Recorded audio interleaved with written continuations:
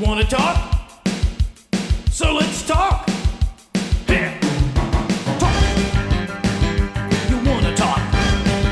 You gotta talk, you need to talk. News talk. I talk, you talk to Solomon. I talk, you talk to Solomon. Yeah, let's talk to Solomon. Talk to Solomon. You gotta talk, you wanna talk. Welcome, my friends. It's Talk to Solomon time. Thanks so much for joining us. It's a special day, I guess, in this world. We're alive, we're here, and you can't presume that anymore, it seems. I'm Stan Solomon, I'm the host. I'm Chief Steve Davis, in-studio co-host. And our other co-host, Brent Johnson, is under the weather today, so he will not be joining us. We have a guest. Her name is Katherine Albrecht. She'll be joining us shortly. She's at a celebration of sort in New York. She represents perhaps the topic of the day, and that is privacy. She has started something called startpage.com. It's something that I use instead of Google. It gives you the same effects as Google, but it doesn't read, follow, record, notice, and then utilize what you have done. Now, I thought that was interesting when we talked to her last time, but of course, a few things have happened since that. A guy named Snowden put some information out, and we ended up with, I don't know what you want to call it, Spygate, NSA Gate, close the gate, open the gate. Chief, what do you think? Obamagate. That's not a gate, that's a turnstile. Well, it's very telling that this administration has no limits on their illegalities and what they're going to do to the American people. So the only thing important to them is the end results, no matter who is damaged in the process. Now, many people are saying, look, Solomon, you're just to the right of ridiculous. Correct, thank you very much. This is stuff that's been going on under Bush and his administrations, under Clinton and his administrations, under the first Bush and before him Reagan, to greater extents as our technology has improved. And the answer is, okay, I accept that somewhat, but here's the difference. Reagan was an honorable man. Clinton and his hack wife were not honorable, but they were somewhat limited in their audacity. Bush 1 was an honorable man, or is an honorable man. Bush 2, honorable man, but easily persuaded by, shall we say, less than honest people. Barack Obama is unique and different in that he has no honor whatsoever. Barack Obama would, and probably did, do things against his own family. I don't know of any personal events. I'm not saying that, although Clinton did. We don't know who his family is anyway. Well, that's true. We don't know his real family, although we know the people that paid his bills and raised him were white folks who he couldn't wait to disown, even though they were leftist liberals and losers. But they were white.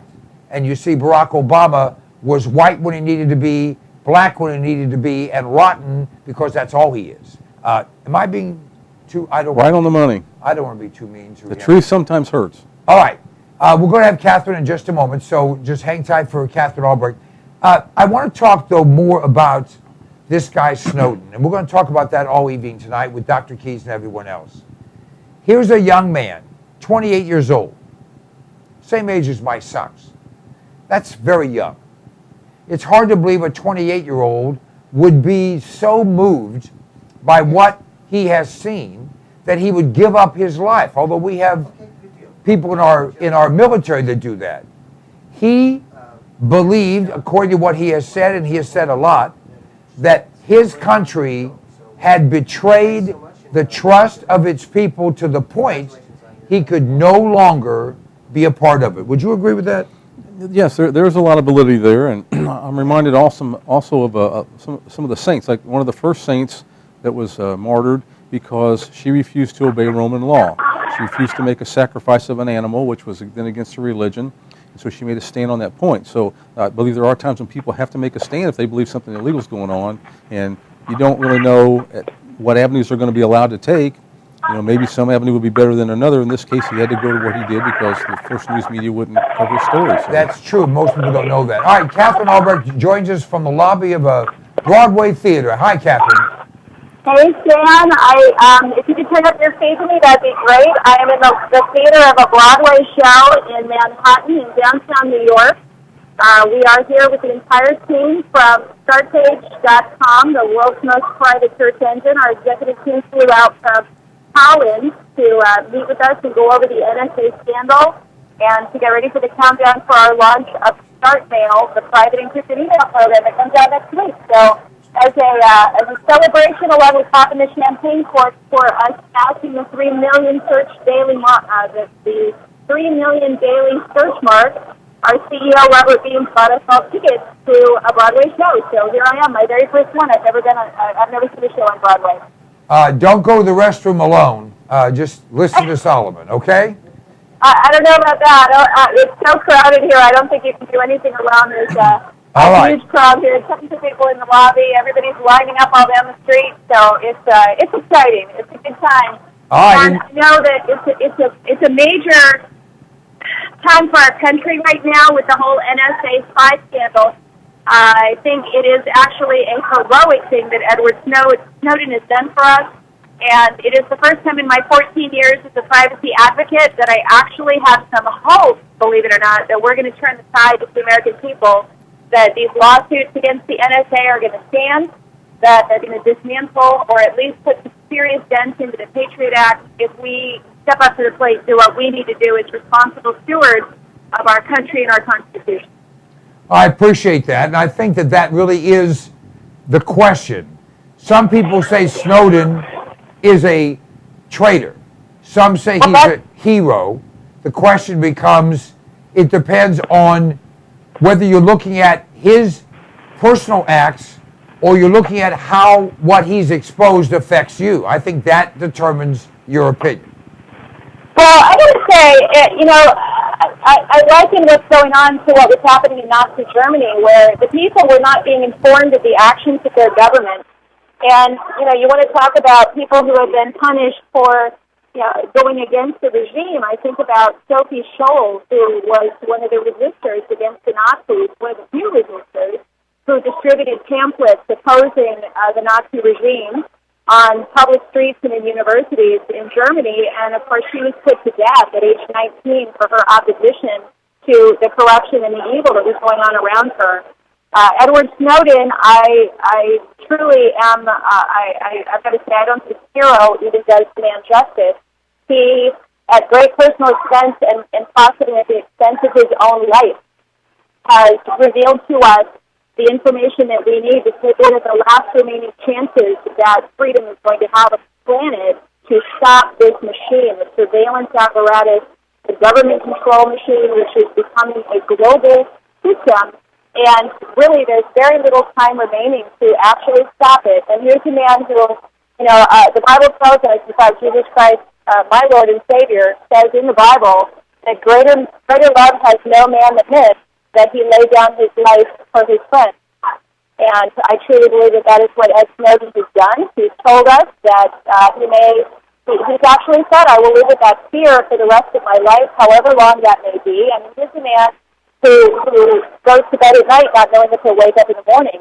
The other quote, and I've actually made this my email signature, I was so impressed by it, is he actually said, I had been looking for leadership, and finally I realized that leadership means being the first to act. So I hope that he is the first of many, many people who are willing to sacrifice for their country to warn the rest of us to turn the tide before it's too late. In having some of these conversations with very focused, law-abiding people who believe that you cannot, knowingly violate the law, and yet at the same time we say to people in our law enforcement community and people in our military, if an order, if a law, if a rule is unconstitutional, you are not obligated to obey it. In fact, you're obligated to not to obey it. Chief?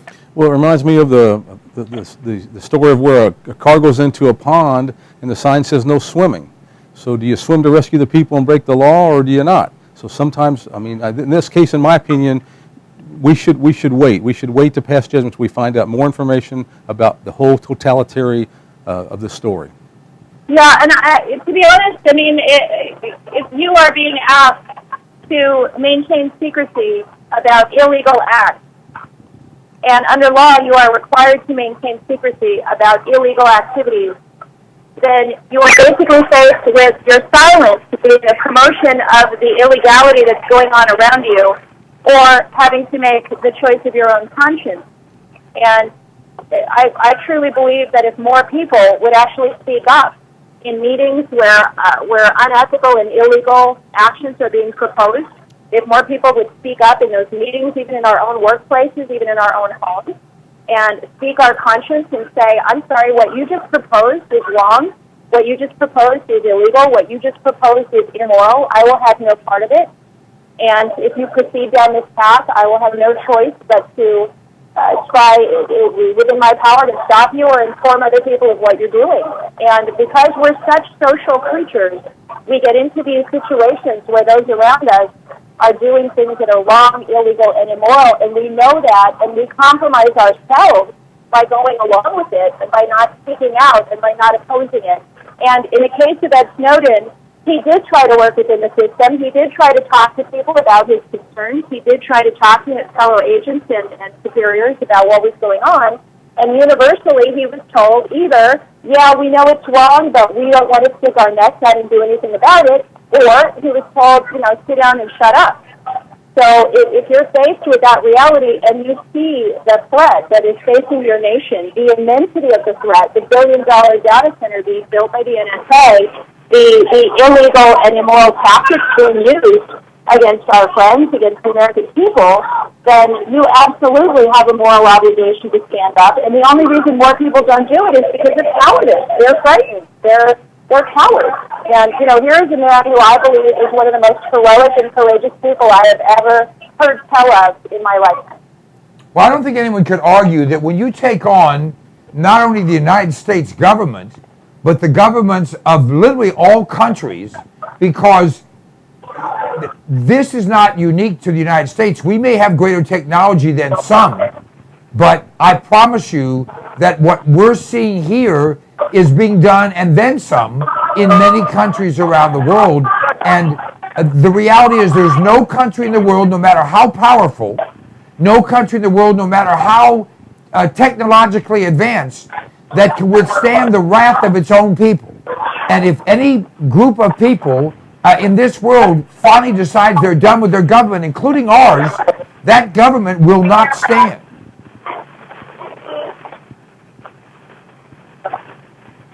Would you agree with that, Catherine?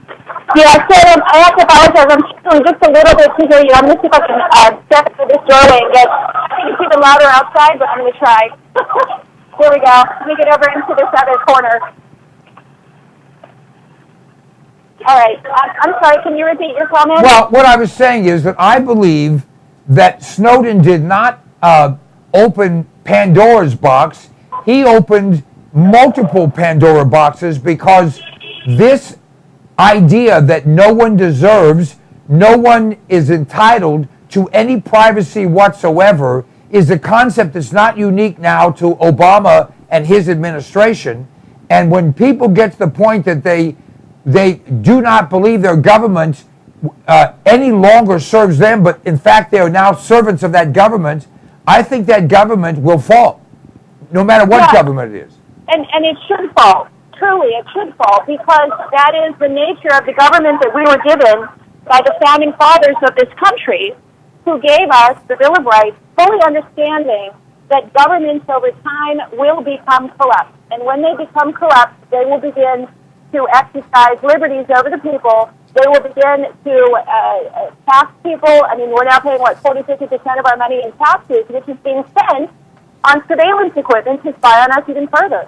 So they understood that the corruption, the banking scandals, the financial corruption, the lies being told to Congress and in Congress, the lies being told under oath in court, the illegal wars overseas. They knew all of that was going to come. Maybe they didn't know the exact form it would take, but they knew it because government is just people.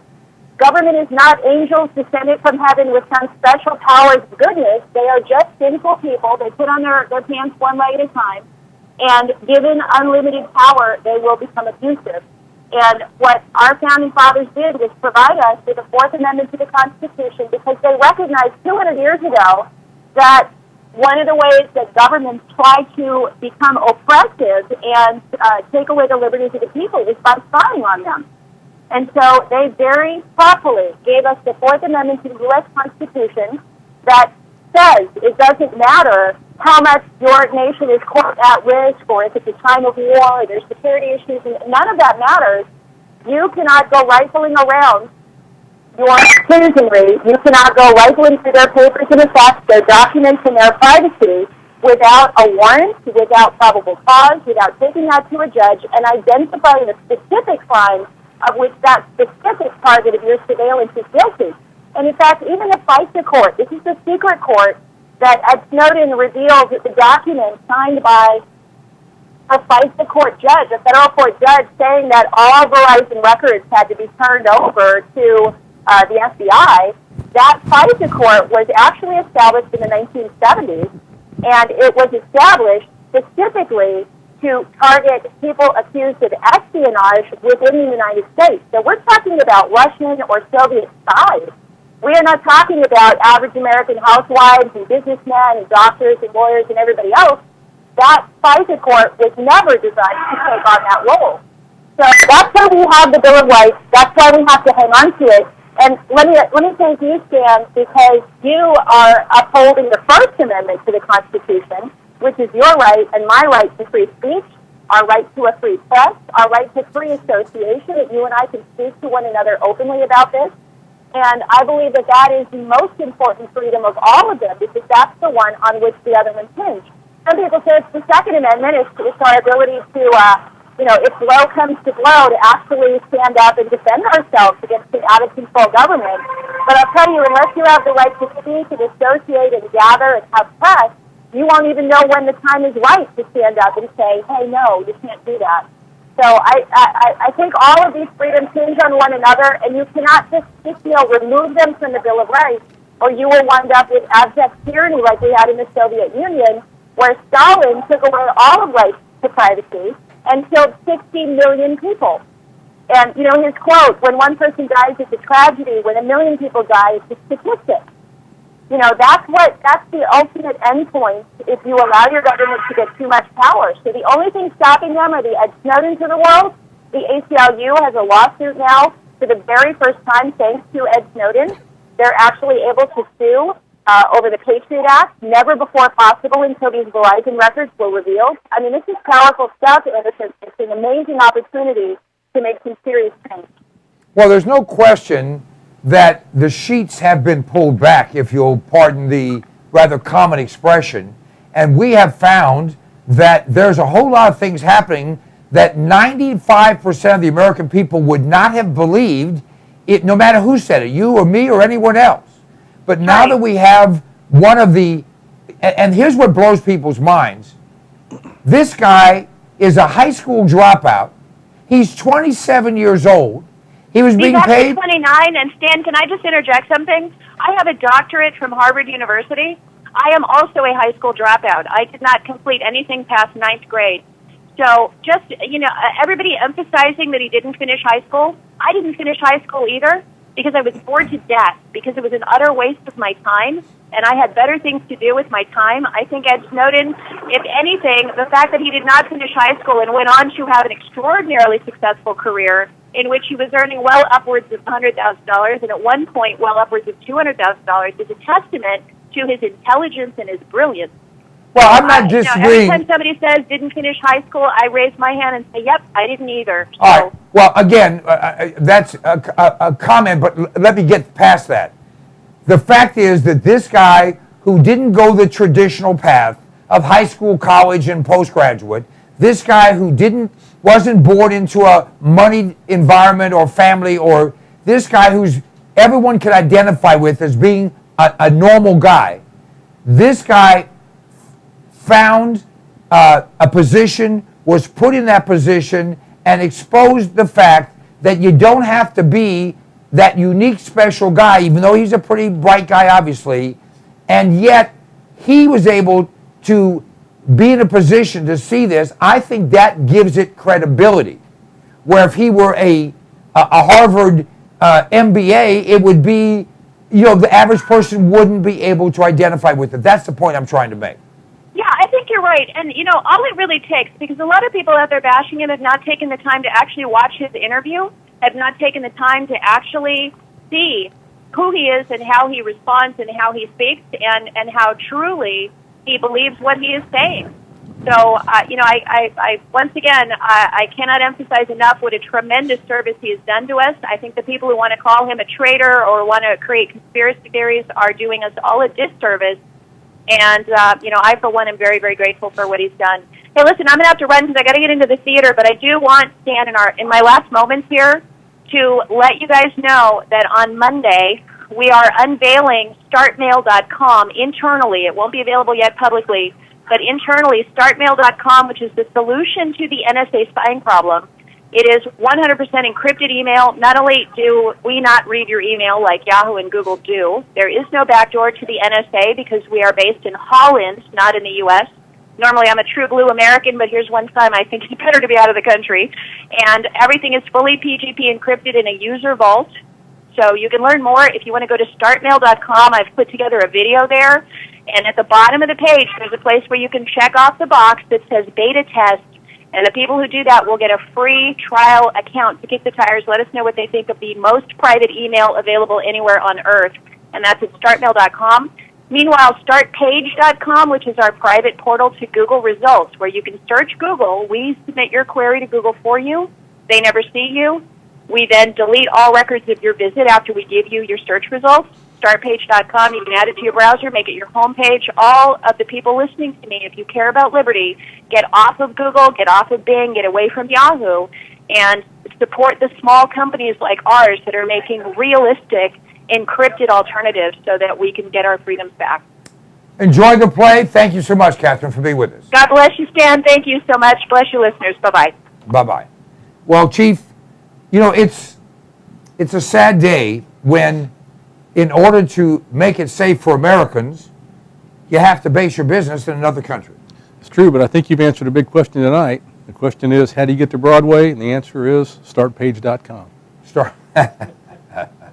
Look, folks, startpage.com is my search engine now.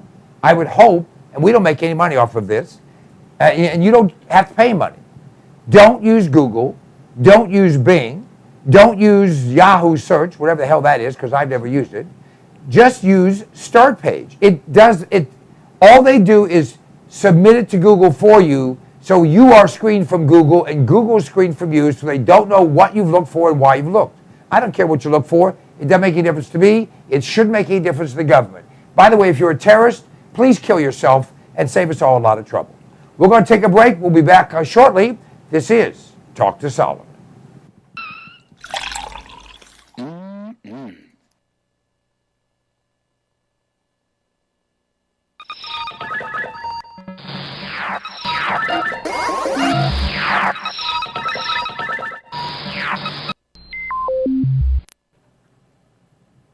I like to eat. Do you like to eat? We all do. And usually we run to the grocery store, we run to the convenience store, or we have something in the fridge. But power's been out in parts of this country in the last few weeks. We don't know what's going to come down the pike economically. Smart people are putting in food. Alpine Air Gourmet Reserves is a line of foods that you can put away that will last for a very long time. They say eat what you store and store what you eat. This is great tasting stuff, healthy for you, a full line.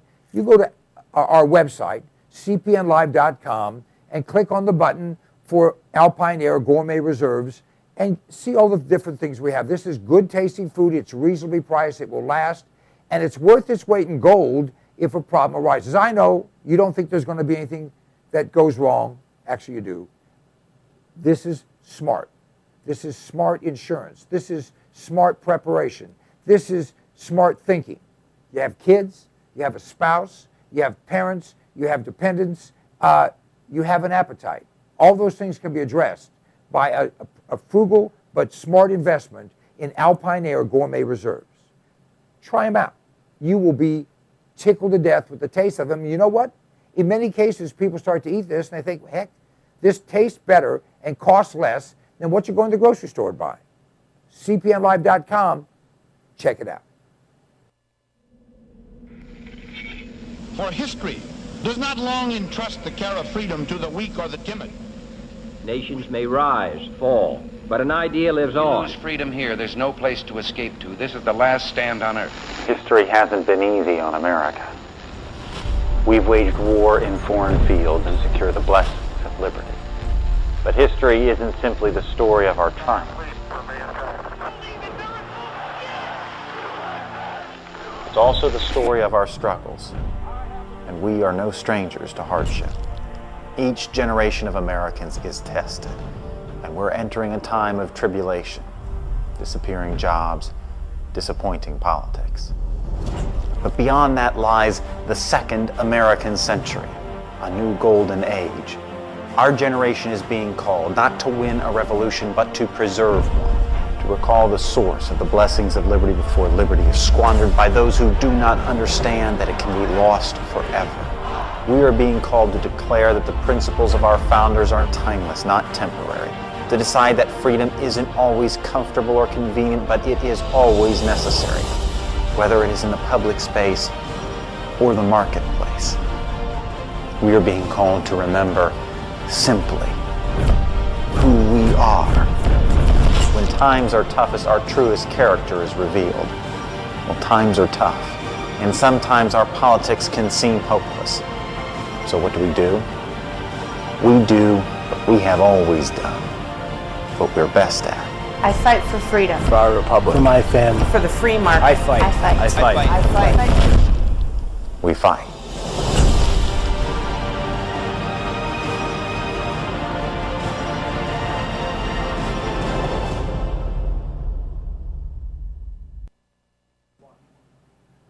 Hey, my name is Stan Solomon, and you know if I have something to say, I'll say it. And I'll only tell you the truth because I'm a Republican, not a Democrat. Democrats always lie. Republicans only lie half the time. I don't lie at all. This is the Fuel Mule. It's an extraordinary product that was developed by a friend of mine, an engineer, and it increases the fuel mileage on your vehicle. If you have a combustion engine, this will increase your mileage by 10 to 20%. It bolts around your fuel line. You can install it yourself or have your mechanic do it. It is an extraordinary item and it flat works. I've been using it for more than 10 years. It's increased my mileage on every vehicle I put it on, and by the way, it will last forever. You can get rid of your vehicle, just take it off and put on the next one. Go to cpnlive.com. You'll have more information there. You can order it right there. We absolutely guarantee you'll be satisfied. The Fuel Mule. It's a way to kick down your cost of fuel and kick up your mileage. Don't you love the name? I thought of it. The Fuel Mule. Let me ask you a question. Do you like being sick? I have in my hand an incredible product. It's called TR10 supercolloidal silver. TR10 stands for a trace to the negative 10th power. The particles in this silver product are 6 to 8 angstroms, 6 to 8 10 billionths of a meter. Now listen to me. Silver has been the magic bullet for all of human existence. The Egyptians used silver instruments. We use silverware. They put silver in your teeth because nothing can grow on silver. Silver will kill anything but liberalism. I'm working on that. This product, you go to cpnlive.com, buy 1 quart of this product. It will last you for a very long time. Anytime you feel like you've been exposed to something bad, take some of this product, spray it in your mouth, or take a little bit and gargle it, swallow it. It will kill any pathogen. The average antibiotic kills 10 to 20 different pathogens. This product will kill 700 plus. Do yourself a favor, do your family a favor, do your doctor a favor. He's tired of seeing you. Get supercolloidal silver. Go to cpnlive.com, order the product. It's $29.95 plus shipping. I think it's $39.95 delivered any place in America right to your door. It's worth 10 times that. Check it out. If you're not 100% happy, just return it and we'll give you your money back.